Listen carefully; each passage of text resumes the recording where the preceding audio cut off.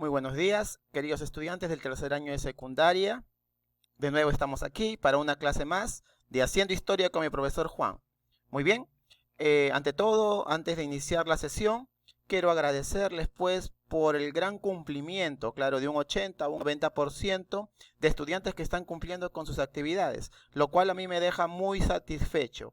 Pero vamos por esos 10% que faltan a ponerse al día y a cumplir, porque si no, lamentablemente, serán historia. Muy bien, ahora sí, vamos a dar inicio entonces a nuestra sesión.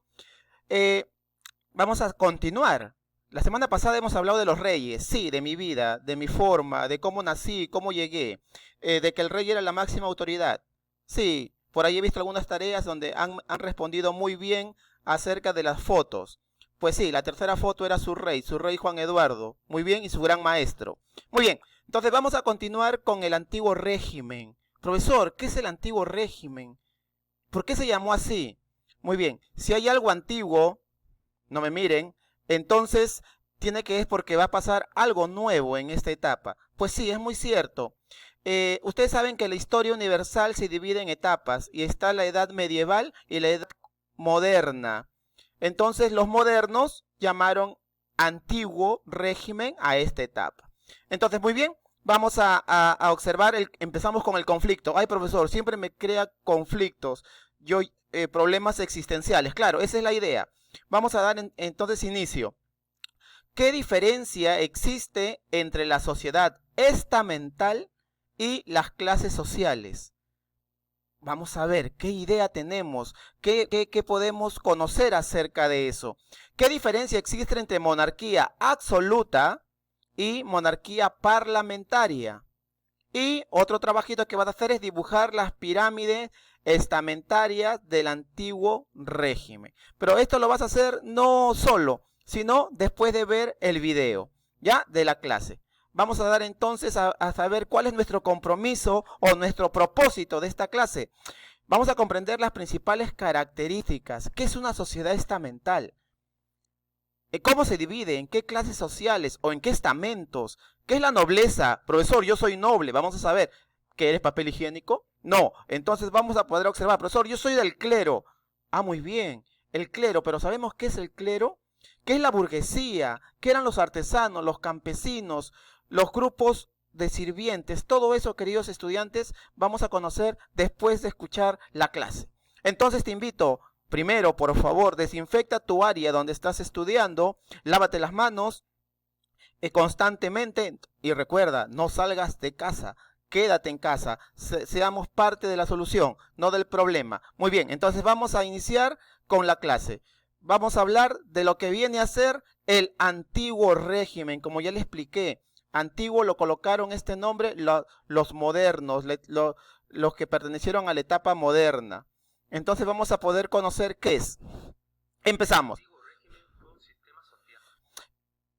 El antiguo régimen entonces fue un sistema social, político y económico que va a surgir en el siglo XV al siglo XVIII. Vamos a ver entonces de qué va a tratar, de que es una sociedad estamental. Cuando hablamos de sociedad estamental es porque va a existir privilegiados y clase no privilegiada. ¿A qué me refiero? Van a existir dentro de la sociedad personas con dinero, con estatus, y van a existir personas que se encuentran viviendo en una forma no apropiada como ser humano. Entonces, vamos a conocer qué es esa sociedad estamental, pero vamos a tener aquí respuesta a la primera pregunta. ¿Cuál es la diferencia entre sociedad estamental y clases sociales? La sociedad estamental, si tú naciste, imaginemos, por ejemplo, que yo tenga mi hijo, ¿ya? Y mi hijo nació de un rey, obvio. Entonces, como mi hijo nació del rey, va a pertenecer a la clase noble. Pero, profesor, ¿qué pasa si usted se vuelve pobre? No importa. Como es una sociedad estamental, ya yo o mi hijo, por ser hijo de un rey, va a seguir permaneciendo a la clase noble. ¿Qué, profesor? No puede bajar al pueblo nunca, porque es una sociedad estamental. ¿Qué quiere decir eso entonces? Que en el grupo que tú naces, en ese grupo te quedas. Ah, su profesor, qué distinto es. Claro que sí. En cambio, en una clase social, nosotros podemos haber nacido pobres, pero te ganaste la tinca y dejaste de pertenecer al pueblo y te volviste a la clase alta. ¿Ven qué distinto es? Entonces, en la sociedad estamental, si tú naciste hijo de campesino, por más dinero que tengas, siempre vas a pertenecer al nivel bajo. Si tú en una clase social distinta, en una sociedad clasista como la que estamos viviendo ahora, tú pudiste haber nacido millonario, pero se fue a la quiebra tu empresa y bajaste a la parte más baja de la pirámide. Esa es la diferencia de sociedad estamental y sociedad clasista. Vamos a ver cómo estaba dividida la sociedad estamental. Por el rey, ya hemos hablado de mi persona, ya sabemos, existe la nobleza y existe el clero. La nobleza y el clero, los nobles y el clero, los sacerdotes, era una gente privilegiada, no pagaba impuestos. Mira, a pesar de que tenían dinero y tierras, no pagaban impuestos, no trabajaban. Esa es la principal característica. Y por último vemos al tercer estado. Tercer estado, también llamado estado llano o también conocido como pueblo. En esa parte pues encontramos a las personas, a los campesinos, a los artesanos, que son la mano de obra, el sustento de toda esta pirámide. También en esa época todavía existían esclavos, que eran llevados ¿a dónde? A América. Ya eran vendidos a cambio de algodón. También recuerden ustedes la burguesía, este grupo, la burguesía, que eran comerciantes adinerados. ¿Pero a dónde pertenecían? Al pueblo llano. ¿Por qué, profesor? Pero si tenían dinero, ya les expliqué. Recuerden, por más dinero que tenían, nunca podían dejar de ser de su estado, de su clase, de su estamento. En esa época había muchos nacimientos. Entonces había mucha población. No, porque también había muchas muertes. Entonces la población se mantenía estable, porque nacían muchos, pero también morían bastantes. ¿Y debido a qué? A las epidemias. Sí, chicos, lo que estamos viviendo actualmente nosotros ya se había vivido, se ha vivido muchas veces antiguamente en nuestro planeta.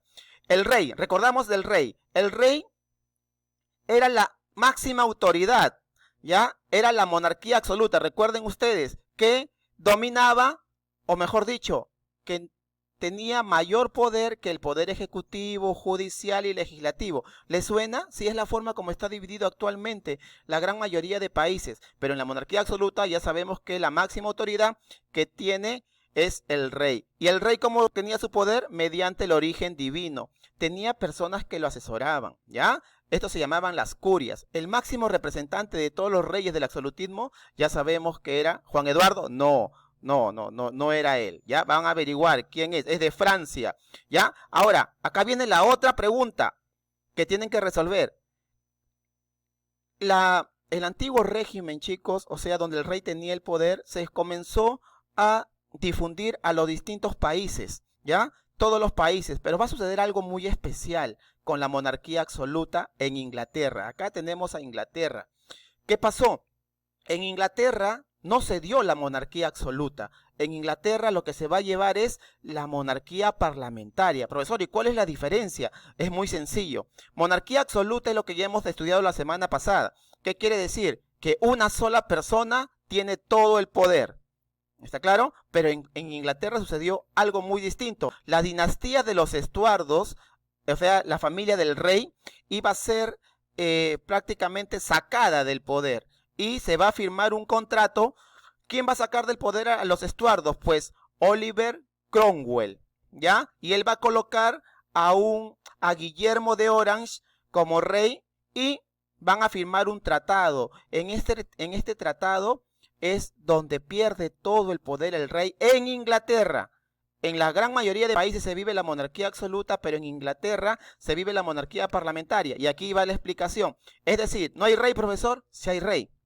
Lo que pasa es que también hay parlamento, lo que actualmente podemos conocer como Congreso. Entonces, el rey gobierna, pero no con la máxima autoridad, sino que tiene que pedir autorización al parlamento. Ese es lo distinto entre monarquía absoluta y monarquía parlamentaria.